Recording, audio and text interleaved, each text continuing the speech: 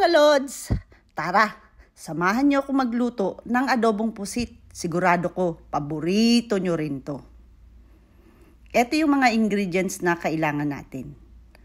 Siguraduhin niyo na kompleto yan.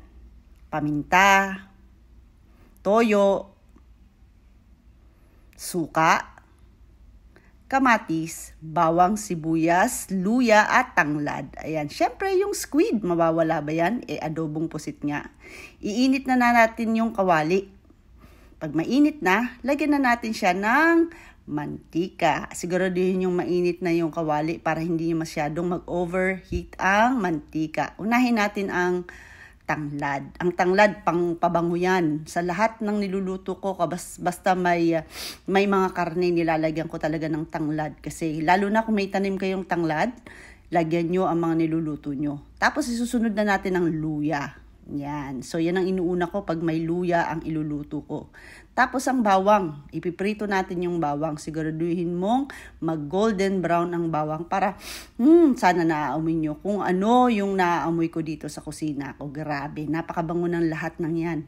Isusunod naman natin ngayon ang sibuyas. Siyempre, yung sibuyas na yan ay atin i-caramelize, di ba? Kasi para lumabas yung tamis ng sibuyas na ating iginigisa. Kasama ng lahat ng spices na nauna nating ilagay. Tapos ngayon, ilalagay na natin ang kamatis at ang bay leaves. Ayan, yung dahon ng laurel. Yan ay pampababango din. Ayan.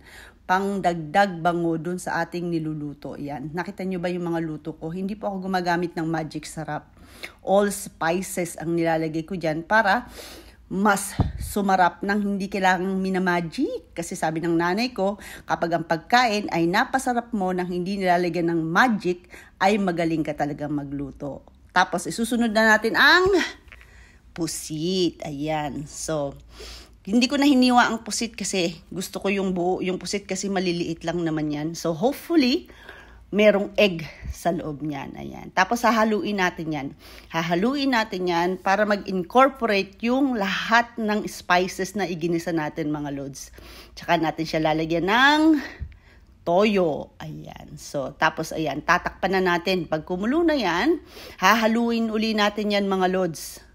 Ayan, para masiguro natin na yung nasa ilalim at nasa ibabaw ay luto. Diba? Diba mga Lods, ganun ang pagluto. Tayong mga Pilipino, mahilig tayong magluto. Ay, maghalo ng pagkain. Pero yung mga chef, alug-alug lang sila. Okay na sila sa pagluluto.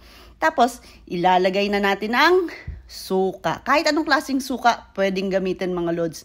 Ang ginamit ko lang ay rice vinegar kasi yan yung available sa bahay.